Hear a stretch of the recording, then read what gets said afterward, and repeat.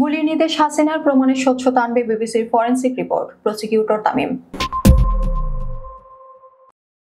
নিরাপত্তা বাহিনীকে মারণাস্ত্র দিয়ে নির্বিচারে গুলির নির্দেশ দেওয়ার অভিযোগে ফাঁস হওয়া অডিওটি এখন আন্তর্জাতিকভাবে যাচাইকৃত।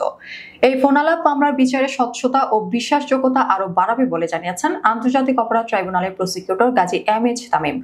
বুধবার গণমাধ্যম কর্মীদের সঙ্গে আলাপকালে তিনি বলেন, বিবিসির ইনভেস্টিগেশন ইউনিটের ফরেনসিক যাচাই আমাদের জন্য গুরুত্বপূর্ণ, কারণ এটি একটি নিরপেক্ষ আন্তর্জাতিক উৎস থেকে এসেছে এবং এই যাচাই মামলার প্রমাণ হিসেবে ব্যবহারযোগ্য।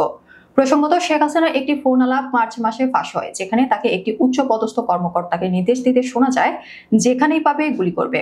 বিবিসি এই রেকর্ডিং যুক্তরাজ্যের ফরেনসিক প্রতিষ্ঠান ইয়ারশটে বিশ্লেষণ করে নিশ্চিত করে যে অডিওতে কোনো কাটছাঁট নেই এবং কণ্ঠস্বর শেখ হাসিনারই। প্রসিকিউটর গাজী তামিম জানান, বাংলাদেশ পুলিশের সিআইডি আগে থেকে শেখ হাসিনার একাধিক ফোন আলাপ ফরেনসিক পরীক্ষায় নির্ভুল বলে নিশ্চিত করেছে, কিন্তু আন্তর্জাতিক যাচাই মামলার গ্রহণযোগ্যতা বহুগুণ বাড়িয়ে দেবে। তিনি বলেন, বৃহস্পতিবার আন্তর্জাতিক অপরাধ ট্রাইব্যুনাল এক মামলার অভিযোগ গঠনের বিষয়ে আদেশ দেবে। অভিযোগ গঠনের আদেশ হলে এই ফোন আলাপ সহ আন্তর্জাতিকভাবে যাচাইকৃত ডকুমেন্টগুলো আদালতে আনুষ্ঠানিকভাবে উপস্থাপন করা হবে।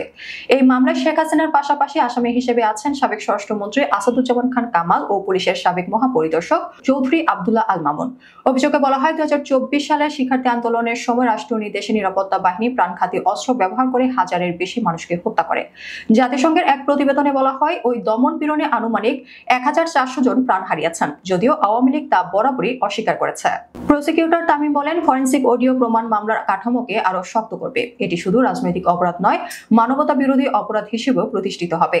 তিনি আরো জানান, আমরা চাই বিচারের প্রতিটি স্তর যেন তথ্যভিত্তিক ও নথিভুক্ত হয়। বিবিসির এই যাচাইকরণ শুধু আমাদের নয়, আন্তর্জাতিক বিচার কাঠামোর জন্য একটি নির্ভরযোগ্য দলিল। অন্যদিকে মানবাধিকার আইনজীবীরা বলছেন, আন্তর্জাতিকভাবে স্বীকৃত এই ফোন আলাপ রাষ্ট্রীয় নিপীড়নের আনুষ্ঠানিক স্বীকারোক্তির সমতুল্য। এখন শুধু প্রয়োজন আদালতের কাঠামোকে শক্তিশালী করে প্রমাণপত্র সমূহ যথাযথভাবে উপস্থাপন করা।